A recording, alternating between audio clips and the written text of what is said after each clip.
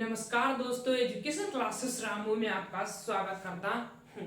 दोस्तों, आज की वीडियो हमारा जो गांधी युग से बात हो रही थी, तो आज हमारा पार्ट दूसरा होगा। पार्ट दूसरे में अगर हम बात करें तो गांधी से रिलेटेड जो महत्वपूर्ण आंदोलन है उसकी बात किया जाएगा। अगर आप पार्ट 1 वाली वीडियो अगर आप नहीं देखेंगे तो उससे जरूर देखेगा, क्योंकि उसमें बेसिक पार्टें जो होते हैं जो डायरेक्टली एग्जाम में क्वेश्चन फ्रंटली पूछ लिए जाते हैं, वैसे प्रश्न जो है मैं मतलब वैसे इंपॉर्टेंट पॉइंट जो मैं पार्ट 1 में गांधी जी से करा दिया था। आज हमारा पार्ट 2 होगा और इनसे रिलेटेड जितने भी आंदोलन हैं, इन्होंने जब 1915 में भारत आए थे और उसके बाद से जितने भी आंदोलन में इन्होंने भाग लिया 1900 देश आजाद होने तक उस आंदोलन की हम बात जो है इस वीडियो में करेंगे। तो अगर आप किसी भी कंपटीशन एग्जाम की तैयारी करते होंगे तो ये वीडियो आपको बहुत ही हेल्पफुल होगी। तो वीडियो पसंद आए तो वीडियो को लाइक शेयर सब्सक्राइब आप जरूर करिएगा। और एक चीज आपको बता दें कि शिक्षक भर्ती से रिलेटेड फ्री में नोट्स पीडीएफ चाहिए तो आप लिंक वीडियो के डिस्क्रिप्शन में टेलीग्राम चैनल का दिया हूं, वहां से जाकर आप ले सकते हैं। इस वीडियो को देखने से पहले मैं रिकमेंड करूंगा आप पिछली वीडियो जरूर देखिएगा। और फिर जैसे ये वीडियो हमारा पूरा होगा, इसके बाद एक और वीडियो आएगा जो इनसे रिलेटेड इंपॉर्टेंट क्वेश्चन होंगे और ये गांधी वाले जो पार्ट है इसको समाप्त कर दिया जाएगा प्रश्न करने के बाद। तो चलिए दोस्त, हम सीधे स्टार्ट करते हैं इनके आंदोलनों को।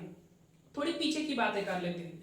जैसे 9 जनवरी 1915 को गांधी जी भारत वापस आ जाते हैं। पूर्णतः उस डेट को भारतीय प्रवासी दिवस के रूप में मनाया जाता है।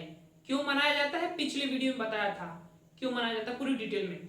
उसके बाद इन्होंने क्या किया कि 1916 में साबरमती आश्रम की स्थापना किया। अब जैसे इन्होंने भारत का पूरा भ्रमण किया तो इनको जो है पहला इन्होंने अपना सत्याग्रह चंपारण नामक स्थान पर बिहार में 1917 में इन्होंने किया था। दरअसल हुआ क्या था कि ये कांग्रेस पार्टी के अधिवेशनों में मतलब कि भाग लिया करते थे उस समय।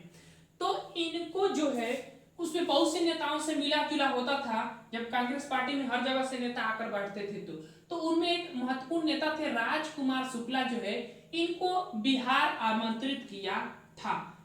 इस बारे में इन्होंने बताया था कि जो मतलब कि वहां पर नील की खेती के बारे में उन्होंने बताया था कि अंग्रेज जो है जबरदस्ती नील की खेती कराते हैं। तो इससे होकर गांधी जी को इसको समाप्त करने के लिए राजकुमार शुक्ला ने इनको बुलाया था।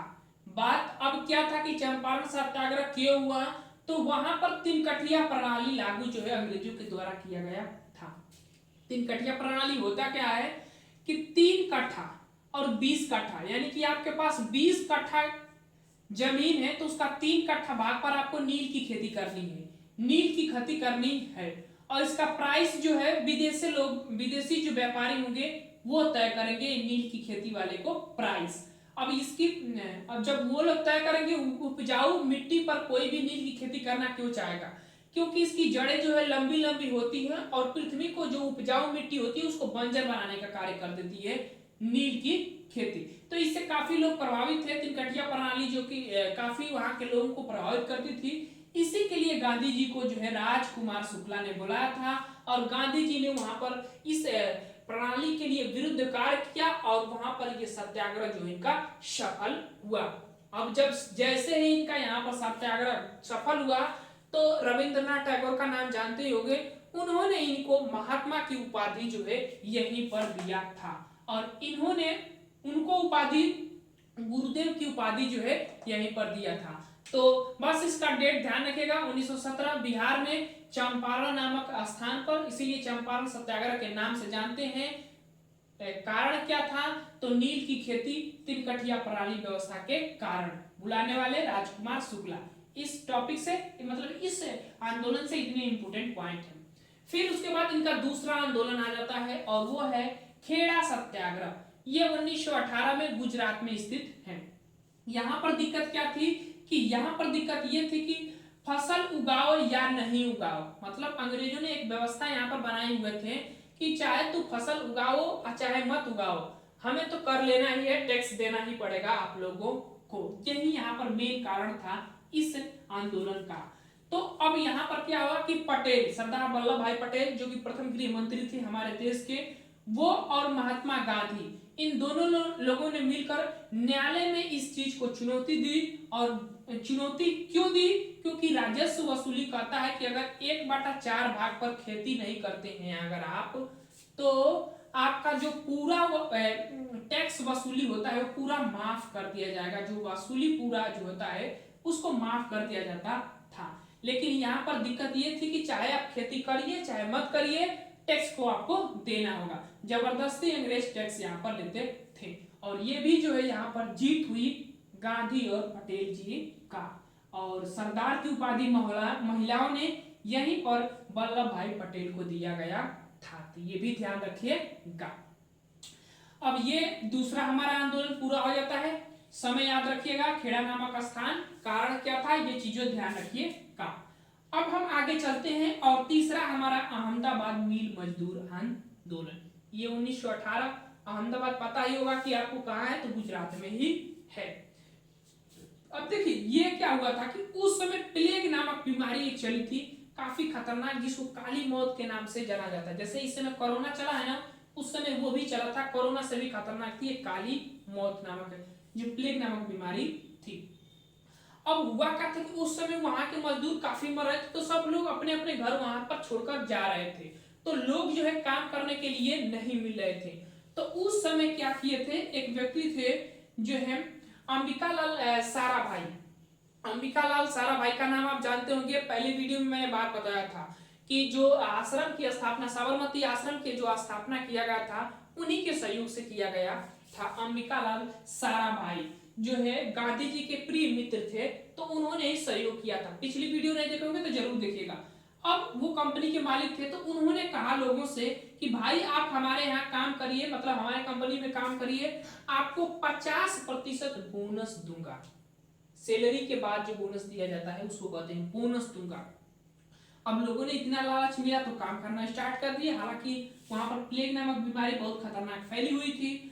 अब क्या हुआ कि जब इनका काम पूरा हो गया तो ये जो है 50% बोनस देने के लिए तैयार नहीं थे, 1% बोनस कर देने के लिए तैयार नहीं थे। अब क्या हुआ कि गांधी जी को यहाँ पर बुलाया गया। अब गांधी जी के परम मित्र थे जो अंबिकालाल साराभाई थे, वो इनके परम मित्र थे। तो अब जब ये वहां पर गए तो इन्होंने बात किया, तो उन्होंने 25% जो है बोनस देने के लिए राजी हो गए इनके साथ। लेकिन मजदूरों को तो 50% की बात हुई थी, तो ये इनको मंजूर नहीं था, जो मजदूर थे उन लोगों को। तो अब क्या किए कि गांधी जी ने वहां पर भूख हड़ताल स्टार्ट कर दिए। तो ये भी प्रश्न पूछता है कि प्रथम भूख हड़ताल गांधी जी किस आंदोलन में स्टार्ट किए थे, तो अहमदाबाद मिल मजदूर आंदोलन 1918 में प्रथम भूख हड़ताल स्टार्ट किए थे। 25% देने पर बात हुई थी। अब जैसे गांधी जी ने भूख हड़ताल स्टार्ट कर दी, तो अब काफी दबाव जो पड़ने लगा इनके अंबिका चरण साराभाई जो थे, इन पर काफी दबाव इनका पड़ने लगा था। तो उनकी एक बहन थी, मतलब अंबिकालाल मंजूरदार जो थे, उनकी एक बहन थी अनसुईया साराभाई, उनका नाम था अनसुईया साराभाई। उन्होंने क्या किया कि गांधी जी के साथ मिलकर एक रिपोर्ट तैयार किया और उन्होंने अंग्रेजों के पास वो रिपोर्ट प्रस्तुत किया। अब क्या हुआ कि अंग्रेजों ने उस रिपोर्ट को पढ़े और फिर अंग्रेजों ने क्या किया कि भैया 35% आंदोलन बोनस देकर उस आंदोलन को जल्द से समाप्त कर दिया जाए। तो लोगों ने 35% आंदोलन पर मान गए थे, तो इस तरह से ये भी आंदोलन वहां पर समाप्त हो गया था। तो पूरा समझ में आ गया कि 35% आंदोलन बोनस देने के लिए अंग्रेजों ने बात कहा, वो मान गए मजदूर, और उनको जब ये 35% बोनस मिल गया तो ये भी आंदोलन जो है समाप्त हो गया था। अब जैसे जैसे आगे बढ़ा, उसके बाद एक आता है रोले एक्ट। ये भी कानून की बात कर लेते हैं, गांधी जी से रिलेटेड है। 19 मार्च 1919 को रोले एक्ट के बारे में समझते हैं। रोले एक्ट जो है सर सिडनी की अध्यक्षता में एक एक्ट आता है, एक नियम आता है जिसका नाम है रोले एक्ट। इस एक्ट की खास विशेषता क्या थी कि ये एक्ट जो है बिना वकील बिना दलील, यानी किसी को शक के आधार पर गिरफ्तार किया जा सकता है, जितना समय के लिए चाहे आप उसको रख सकते हैं। ये कानून ऐसा कहता था। अब ये क्यों लाया गया था, तो ये इसलिए लाया गया था कि आतंकवाद और अपराध अधिनियम को कम करने के लिए ये रोले एक्ट लाया गया था। अब जब ये एक्ट लाया गया था तो इसको भी विरोध होने लगा लोगों के द्वारा। इसको गांधी जी ने काला कानून का नाम दिया, बिना वकील बिना दलील का भी इस रोल एक्ट को नाम दिया गया था। उसके बाद इसके विरोध में हर जगह मतलब कि शांति प्रिय आंदोलन स्टार्ट हो गए। जैसे देखिए दिल्ली में स्वामी श्रद्धानंद थे, जो नरम स्वभाव के नरम स्वभाव के ये थे व्यक्ति, नरम दल के थे, और इन्होंने दिल्ली में आंदोलन स्टार्ट किया। उसी तरह पंजाब में भी डॉक्टर सत्यपाल और सैफुद्दीन किचलू, ये दो लोग आंदोलन कर रहे थे। तभी पंजाब में क्या किया कि पुलिस वालों ने इनको गिरफ्तार कर लिया, इन दोनों व्यक्तियों को। अब वहां पर इन दोनों व्यक्तियों को गिरफ्तार कर लिया गया। अब क्या हुआ कि जब इनकी गिरफ्तारी हो गई तो इनको छुड़ाने के लिए जो है एक मीटिंग आ रही थी, मीटिंग बुलाई गई थी। और वो कहाँ, तो वह जलियांवाला बाग नामक स्थान जो है अमृतसर पंजाब में एक है स्थान, वहां पर जलियांवाला बाग वाले स्थान पर जो है वो मीटिंग चोरी चुप के बुलाई गई थी। उसमें से भारत में से ही एक व्यक्ति था, उसने किया क्या कि वहां का जो डिप्टी मतलब वहां का जो मजिस्ट्रेट होता है उसको इन्होंने सूचना दे दिया था भारतीय एकजुटता। किसको दिया था, तो उसका नाम था जनरल डायर। जनरल डायर का नाम सुने होंगे। उसको सूचना दे दिया गया था कि एक खुफिया मीटिंग होने वाली है जलियांवाला बाग पर, 13 अप्रैल 1919 को होने वाली थी। अब उसने क्या किया कि उस जलियांवाला बाग को चारों तरफ से घेर लिया और उसमें चारों तरफ से घेर कर अंधाधुंध फायरिंग चलाने लगा। कुछ समय का 5 से 6 सेकंड का 1 मिनट का समय दिया था उन लोगों को भागने के लिए, लेकिन फिर इसने क्या किया कि चारों ओर से घेर कर बंदूकें जो तो वहां पर चलवा दिया था, गोली चलवा दिया था। और लगभग उसमें हम आपको बता दें कि लगभग उसमें 20,000 लोग जो है मर गए थे उस जलियांवाला बाग हत्याकांड में। अब क्या हुआ, देखिए एक चीज भी ध्यान रखिएगा, उस समय गवर्नर जो चेम्सफोर्ड था। तो जहां पर ये जलियांवाला बाग बहुत खतरनाक नरसंहार हो गया था। अब इसके विरोध में सभी विरोधी हो गए थे। जैसे कुछ व्यक्तियों को मैं नाम बताता हूं, जैसे कि गांधी जी का 5वां पुत्र राय बहादुर की जो उपाधि मिली थी, उस व्यक्ति ने अपने राय बहादुर की उपाधि जो उनका 5वां पुत्र था उसने लौटा दिया था। उसके बाद रविंद्रनाथ टैगोर नाइटहुड की उपाधि वापस कर दिया था, और महात्मा गांधी जी ने केसर हिंद की उपाधि जो है इस घटना की वजह से उनको वापस कर दिया था। उसके बाद क्या हुआ कि देखिए चेम्सफोर्ड गवर्नर जनरल थे वहां उस समय के, तो ध्यान रखिएगा। अब वहां से जो जनरल डायर था उसको तो वहां से हटा दिया गया, क्योंकि बहुत बड़ा नरसंहार था, तो उसको उस पद से समाप्त कर दिया गया था, उसको ब्रिटेन भेज दिया गया था। उस पर हालांकि कानूनी कार्रवाई हुई, लेकिन फिर भी उसको ब्रिटेन का शेर की उपाधि मिली थी ब्रिटेन में जाने के बाद।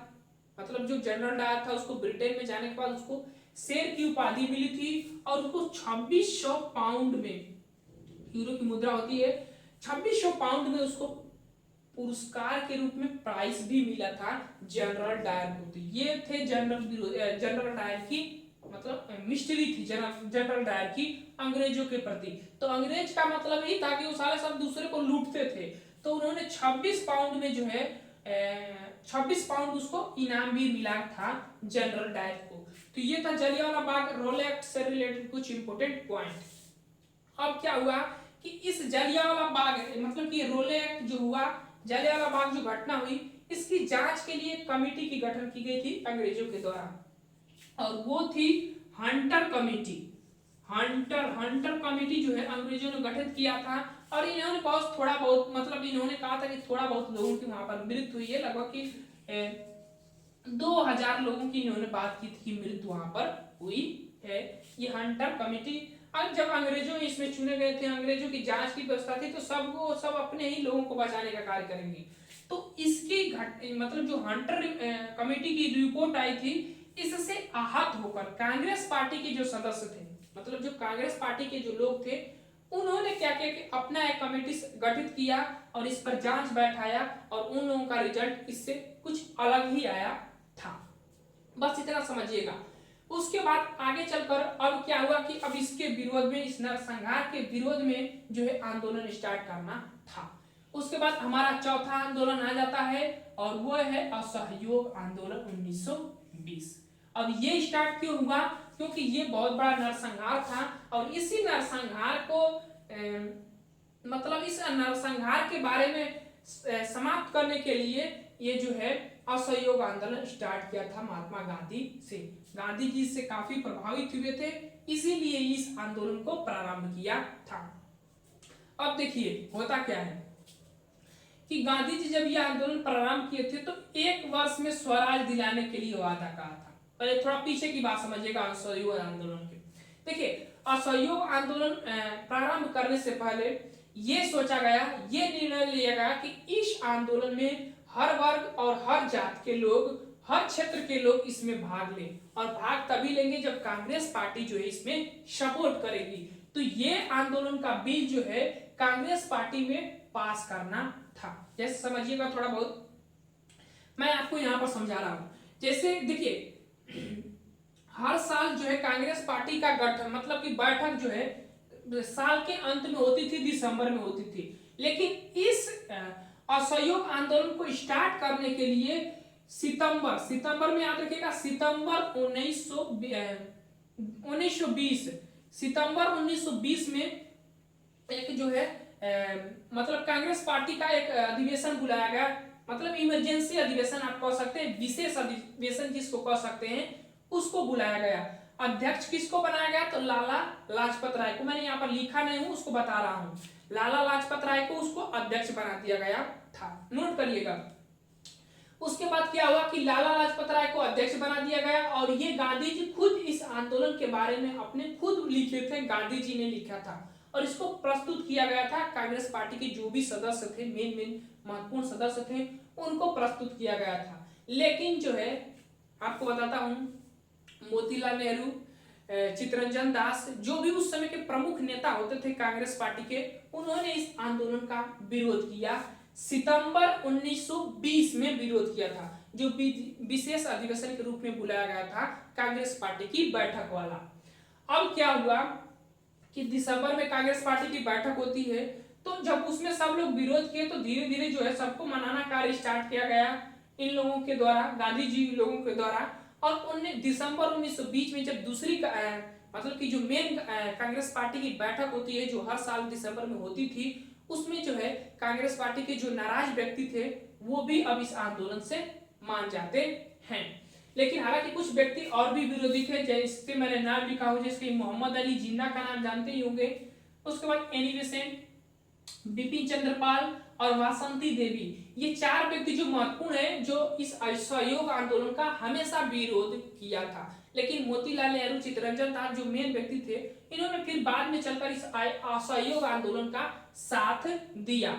उसके बाद गांधी जी ने नारा दिया कि मैं 1 वर्ष में जो है स्वराज दिला दूंगा।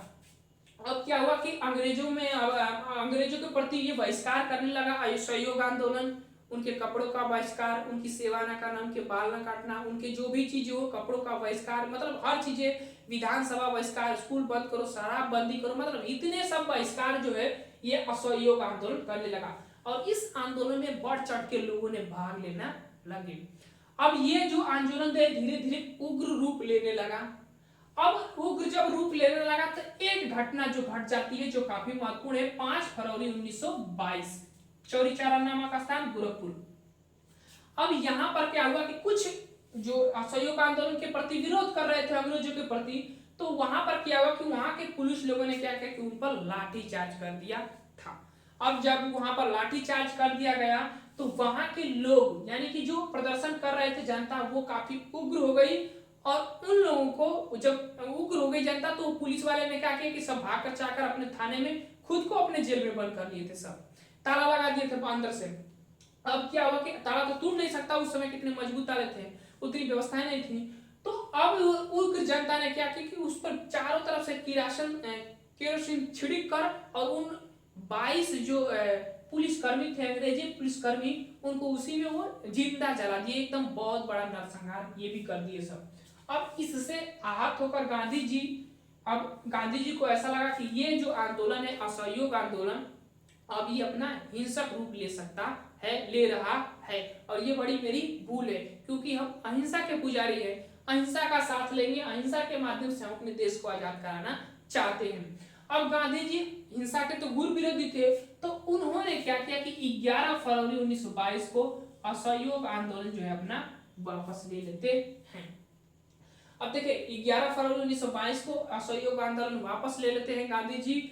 और जब ये अपना असहयोग आंदोलन वापस लेते हैं तो जो इनके साथ दे रहे थे, जो महत्वपूर्ण नेता जो थे, जो भी नेता थे, जो भी जनताएं थी, अब इनके विरोधी हो गई कि क्यों असहयोग आंदोलन आप वापस ले रहे हैं। असहयोग आंदोलन एक घटना की वजह से, एक क्षेत्र में घटना की वजह से आप एक असहयोग आंदोलन वापस ले रहे हैं। और ये जो है मतलब कि अंग्रेजी जो शासन व्यवस्था थी उसको हिलाकर रख दिया था ये असहयोग आंदोलन। अब इनके विरोधी पूरी जनता हो गई। उसके बाद क्या हुआ कि मार्च में जाकर, इसके अगले महीने में ही जाकर गांधी जी को जब मतलब कि अंग्रेजों को एक मौका मिल गया था और उसने क्या किया कि गांधी जी को गिरफ्तार कर लिए सब। अगले महीने में जाकर मार्च में गिरफ्तार कर उन पर कार्रवाई कर 6 साल की सजा सुना दी सब।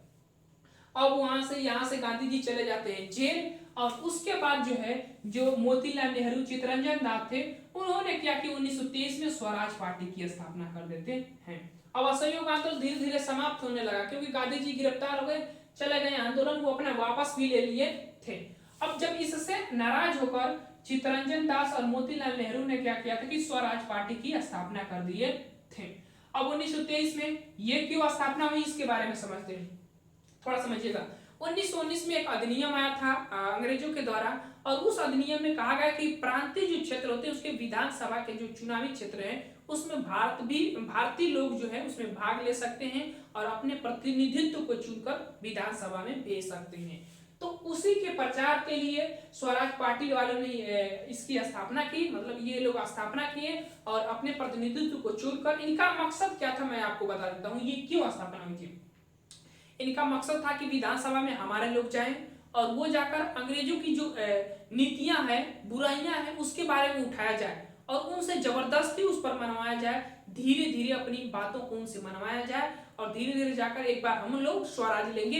इनका यही नीति था। तो ये अपने सदस्यों को जो विधानसभा में इसके माध्यम से चुनकर भेजना चाहते थे। तो बस इतना ध्यान रखिएगा। पूछा क्या जाता है तो मोतीलाल नेहरू, चित्तरंजन दास जो है स्वराज पार्टी की स्थापना किए थे 1923 में, मार्च 1923 में। अब देखिए थोड़ा गांधी जी के बारे में बात करते हैं। अब देखिए गांधी जी चले जाते हैं जेल और उनको 6 साल की सजा हो जाती है। अब गांधी जी क्या करते हैं थोड़ा समझिएगा।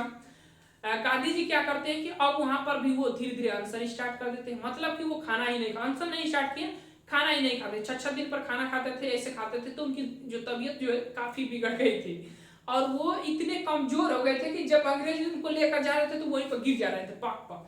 तो उनको लगा कि अभी लग रहा है कि यहीं पर मर जाएंगे, तो इनके अच्छा है कि इनको बाहर ही फेंक देते हैं। तो वो लोग क्या करते हैं अंग्रेज सब कि उनको जो है जेल से निकाल कर कमरे में लाद कर उनको जो बाहर फेंक देते। मैं जब ये हिस्ट्री पढ़ा था तो मुझे बहुत हंसी आई। उनको बाहर जब इनको फेंक दिया गया तो गांधी जी को, मतलब गांधी जी इतने चालाक थे कि वहां से जब उनको पता कि अब अंग्रेज हमको फेंक दिए तो वहां से वो निकल कर धीरे से फुर्र हो गए थे बाहर जब उनको फेंक दिया गया।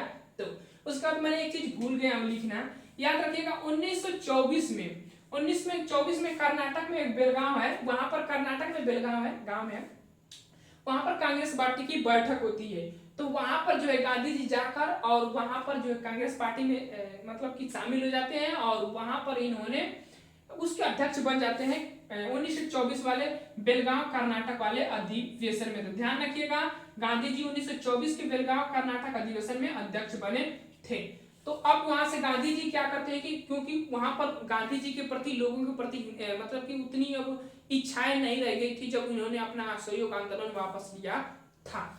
अब गांधी जी ने क्या किया कि अब गांधी जी ने अपनी जो नीतियां थी अहिंसा वाली उसको धीरे धीरे अब इन्होंने शांत कर लिया। अब इन्होंने क्या किया कि लोगों को सेवा करना स्टार्ट किया और 1930 से 24 से लेकर 30 तक 6 सालों तक इन्होंने क्या किया कि जो सभी के बीचों में घूमे और जनता की सेवा करना स्टार्ट किए, समाज सेवा स्टार्ट कर दी थी, इस तरह से आप कह सकते हैं। उसके बीच में इन्होंने कहीं भी भाग नहीं लिया था गांधी जी का, आप लोग सुने ही होंगे अगर पढ़ाई किए होंगे तो। उसके बाद फिर जब इन्होंने अपनी धीरे धीरे मजबूती जनता के प्रति अपनी लोकप्रियता बढ़ा ली है तो उसके बाद इन्होंने 1930 में ध्यान रखिएगा 11 सूत्री मांगे जो है गांधी जी ने इरविन के समक्ष रखा था। उस समय चेम्स फोर्ड था गवर्नर जनरल, लेकिन अब इरविन आ गया था, ध्यान रखिएगा। अब इसके जो इरविन था उसको गांधी जी के बारे में तो पता नहीं था उतना, जो पहले के गवर्नर थे उनको पता था कि गांधी जी कैसे नेता थे, उस समय के कट्टर नेता थे, मतलब प्रभावी नेता थे लोगों के प्रति। इसको पता नहीं था, तो इसके सामने जो है 11 सूत्री मांगे रखे गए। 11 सूत्री मांगे में अगर हम बात करें तो बहुत से मांगे थी कि जो महत्वपूर्ण नेता गिरफ्तार किए गए हैं, जो भी मतलब इनमें बहुत से बातें थी, तो उसको इसके सामने रखा गया। तो इसने क्या किया कि इनको ठुकरा दिया, इनकी मांग को। अब गांधी जी ने इनकी मांग को ठुकरा दिया, तो गांधी जी ने अब क्या किया कि अब जब इनकी मांग को ठुकरा दिया जाएगा, गांधी जी के मांग को ठुकरा दिया गया, तो अब क्या हुआ कि गांधी जी ने कहा कि रुको रुको मैं इसको दिखाता हूं, ये बात इन्होंने कही। उसके बाद उस समय नमक पर सबसे ज्यादा कर लिया जाता था, अंग्रेजों के द्वारा टैक्स लिया जाता था। तो इन्होंने क्या किया कि नमक कानून तोड़ने के लिए 12 मार्च 1930 को दांडी यात्रा जो है इन्होंने प्रारंभ कर दिए अपने 78 अनुयायियों के साथ। नमक कानून तोड़ने के लिए, जो नमक पर टैक्स लिया जाता था उसको तोड़ने के लिए अंग्रेजों के द्वारा। अब इन्होंने 6 अप्रैल 1930 को दांडी नामक स्थान पर पहुंचकर वहां पर नमक बनाए, समुद्र के किनारे पहुंचकर। और जब वहां पहुंचे तो इनके 78 अनुयायी स्टार्ट हुए थे और 20,000 कम से कम लोग इसमें भाग ले लिए थे। तो वहां पर पहुंचने के बाद जो है गांधी जी ने नमक बनाकर तोड़ दिया और अहिंसात्मक रूप से इन्होंने अपना आंदोलन स्टार्ट कर देते हैं। 6 सालों के बाद फिर से अपना आंदोलन स्टार्ट किए और वो थे सविनय अवज्ञा आंदोलन। सविनय अवज्ञा आंदोलन क्या मतलब था इसका कि हिंसा नहीं करना, उनके हाथ जोड़कर ये करना कि आप कुछ भी कर लीजिए, हम लोग नमक खुद का बनाएंगे और खुद का खाएंगे, टैक्स अब हम नहीं देंगे। तो अब इतने लोग थे तो 20,000 लोग पर तो गोली नहीं चला सकता है ना अंग्रेज लोग। तो अब इन्होंने वहां से आंदोलन धीरे धीरे स्टार्ट कर दिए थे। तो इतनी चीजें आपको समझ में आ गया सविनय अवज्ञा आंदोलन। अब आते हैं यहाँ पर देखिए, उसी समय 1930 में ही प्रथम गोलमेज सम्मेलन स्टार्ट हो गया था। उस समय ब्रिटेन के प्रधानमंत्री रैमजे मैकडोनाल्ड थे। तो उन्होंने एक गोलमेज सम्मेलन स्टार्ट किया था कि गोलमेज सम्मेलन का मतलब कि चारों तरफ से आदमी मतलब जो होंगे गोल में बैठेंगे व्यक्ति और किसी चीज पर चर्चा करेंगे और एक महत्वपूर्ण जो है उस बिल को पास किया जाएगा। इसीलिए इसने स्टार्ट किया था रैमजे मैकडोनाल्ड ने। तो 1930 में प्रथम गोलमेज सम्मेलन याद रखिएगा, इसमें अंबेडकर ने भाग लिया था दलित वर्ग के तरफ से। दलित वर्ग की तरफ से अंबेडकर ने भाग लिया था, लेकिन इसमें कांग्रेस पार्टी की तरफ से कोई नहीं भाग लिया था। मतलब कांग्रेस पार्टी भाग नहीं ली तो गांधी जी भी भाग नहीं लेंगे। उसके बाद इसको ये चाहता था कि महात्मा गांधी हमारे गोलमेज सम्मेलन में आए। अब इसने क्या किया कि इरविन पर दबाव इसने बनाना स्टार्ट किया। मतलब प्रधानमंत्री था तो इरविन जो यहाँ का गवर्नर हुआ करता था उस पर इसने दबाव बनाया। तो इसने क्या किया कि गांधी से मिला, गांधी से बात करना स्टार्ट किया। तो गांधी जी जो है प्रथम गोलमेज सम्मेलन में भाग नहीं लिए, क्योंकि गांधी जी ने यह कहकर इनकार कर दिए थे कि अभी तो मैं सविनय अवज्ञा आंदोलन स्टार्ट किया हूं, अभी मैं व्यस्त हूं अपने आंदोलन में। तो प्रथम गोलमेज सम्मेलन में भाग नहीं लिए। दूसरे गोलमेज सम्मेलन में फिर से गांधी के बीच जो है इसके समझौता होता है 5 मार्च 1930 में। तो 5 मार्च 1930 में जो 11 सूत्री मांगे रखी गई थी उसमें से गांधी जी ने इसके सामने रखे। अब इसने सारी बातें मान लिया इनकी और फिर से गांधी जी ये द्वितीय गोलमेज सम्मेलन में जाकर भाग ले लेते हैं। फिर भी देखिए, जब गांधी जी जाकर वहां पर द्वितीय गोलमेज सम्मेलन में भाग लेते हैं तो इनके जो है एक चीज थी कि दलित पृथक क्षेत्र बिल जो व्यास है इसको अंबेडकर इसके पक्षधर थे। मतलब दलितों के लिए एक अलग क्षेत्र चाहते थे और अलग से उनकी सीटों की व्यवस्था चाहते थे। भीमराव अंबेडकर 71 सीट चाहते थे। अब ये भी जो है जो रैमजे मैकडोनाल्ड था वो चाहता था कि ये बिल जो है पास हो जाए, दलित पृथक क्षेत्र। क्यों? क्योंकि अंग्रेजों का मतलब ही था कि फूट डालो शासन करो, फूट डालो राज करो, ये सब इनका शासन था। तो ये चाहता था कि ये बिल पास हो जाए। लेकिन गांधी जी जब गए तो इनके सामने ये दलित पृथक क्षेत्र वाली बिल जो है रखा गया था।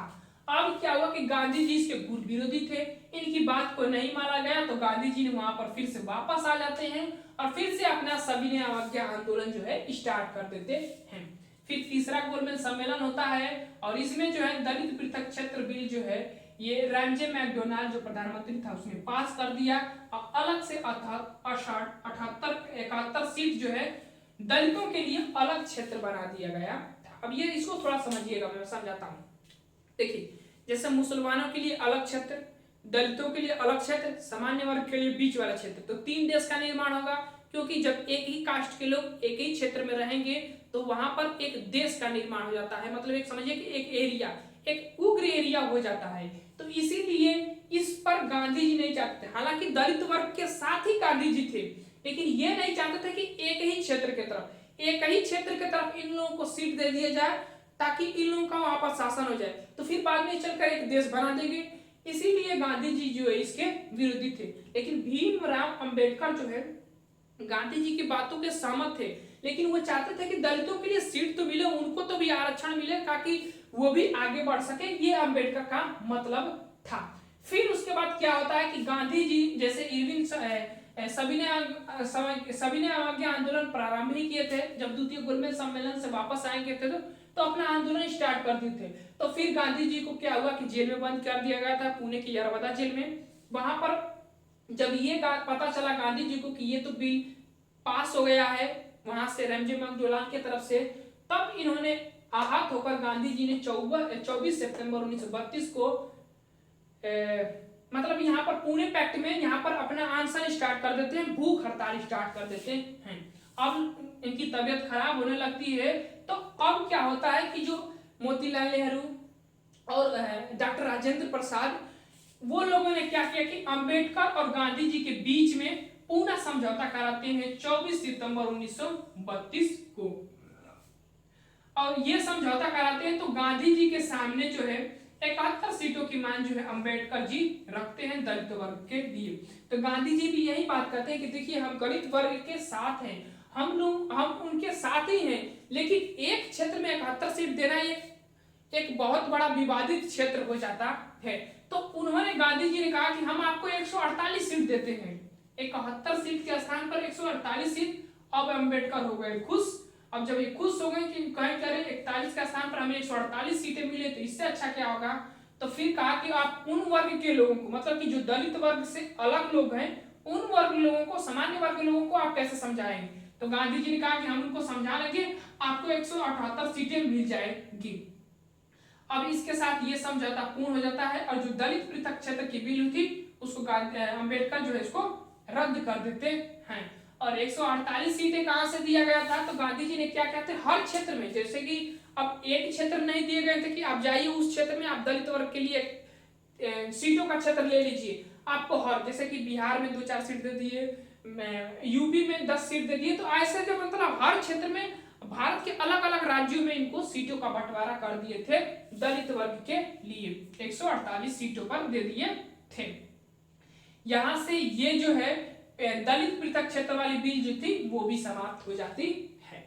अब जैसे हम आगे चलते हैं 1940 में, तो व्यक्तिगत सत्याग्रह प्रारंभ कर दिया जाता है। व्यक्तिगत सत्याग्रह प्रारंभ करने का मतलब गांधी जी का ये था कि हर व्यक्ति उसमें भाग लेगा, ना कि गांधी जी खाली। अगर गांधी जी खाली भाग ले तो गांधी जी पर डायरेक्टली कार्रवाई होगी, लेकिन अगर हर व्यक्ति उसमें भाग लेगा तो उस पर गांधी जी को जो है कार्रवाई नहीं की जा सकती है। इसीलिए इसको स्टार्ट किया गया था गांधी जी के द्वारा व्यक्तिगत सत्याग्रह को। पूछता है प्रश्न कि प्रथम व्यक्तिगत सत्याग्रही कौन थे, तो विनोबा भावे। नाम याद रखिएगा, विनोबा भावे। द्वितीय व्यक्तिगत सत्याग्रही कौन था, तो पंडित जवाहरलाल नेहरू। और इससे जो व्यक्तिगत सत्याग्रह स्टार्ट किया गया था इसको दिल्ली चलो के सत्याग्रह के नाम से भी जाना जाता है। तो इस इंपोर्टेंट पॉइंट को ध्यान रखिएगा। इससे बस इतने इंपोर्टेंट पॉइंट थे। उसके बाद आगे चलकर उस समय द्वितीय विश्व युद्ध चल ही रहा था, तो जैसे जैसे अब अंग्रेजों की शासन व्यवस्था काफी कमजोर हो गई थी, क्योंकि उधर से जर्मनी वाले उन लोगों को ठोकते थे, इधर से जापान वाले भी आ रहे थे बढ़ते हुए। तो उसके बाद क्या हुआ कि सुभाष चंद्र बोस भी म्यांमार के क्षेत्र से होते हुए भारत पर आक्रमण किए थे अंग्रेजों के विरुद्ध। तो शासन व्यवस्था उनकी काफी कमजोर हो गई थी और भारतवासी जो है अंग्रेजों का साथ नहीं दे रहे थे। तो उसी समय गांधी जी को एक बहुत बड़ा मौका लगा और उन्होंने 1942 में भारत छोड़ो आंदोलन जो है प्रारंभ कर देते हैं। 8 अगस्त को ध्यान रखिएगा प्रारंभ किया गया था भारत छोड़ो आंदोलन। अब देखिए, इस आंदोलन के प्रारंभ करते ही अंग्रेजों को भनक हो गई थी और उन्होंने क्या किया कि ऑपरेशन शून्य आवर जो है उन्होंने स्टार्ट कर दिया। और इसके तहत जो महत्वपूर्ण नेता थे, जो मेन नेता थे, बड़े बड़े नेता थे, उनको गिरफ्तार कर आगा खां पैलेस में रख दिया गया था। उसके बाद दूती कोटि के जो नेता हुआ करते थे उस समय के, वो जो है इस आंदोलन को आगे बढ़ाने का कार्य किए और अंग्रेजों की जो शासन व्यवस्था थी उसको झकझोर कर रख दिया था ये भारत छोड़ो आंदोलन। इस तरह से अंग्रेज काफी कमजोर हो गए और उन्होंने धीरे धीरे हमारे देश को आजाद कर दिया था। उसके बाद ध्यान रखिएगा, 30 जनवरी 1948 को गांधी जी की मृत्यु हो जाती है। नाथूराम गोंडे का नाम सुने होंगे, उन्होंने उनको गोली मारकर हत्या कर दिया था। कलकत्ता में इनकी मृत्यु हो जाती है। वो उनको क्यों मारा था वो काफी बड़ा विवाद है, अगर उसको बताएंगे तो वीडियो और भी लंबा हो जाएगा। काफी अच्छा मैटर होता है, अगर उसको जब राजनीति में समझा जाता है तो वो बहुत अच्छा रहता है, तो उसको कभी बात कर लेंगे। ध्यान रखिएगा 30 जनवरी 1948 उनकी मृत्यु हो जाती है। अब ये थे हमारे गांधी जी से रिलेटेड इंपोर्टेंट पॉइंट। मैं आशा करता हूँ आपको समझ में आ गया होगा और मैं भी थक गया हूँ बोलते बोलते। तो चलिए दोस्तों, वीडियो को समाप्त करते हैं। वीडियो पसंद आए तो चैनल को लाइक शेयर सब्सक्राइब जरूर करिएगा। Thank you for watching this video.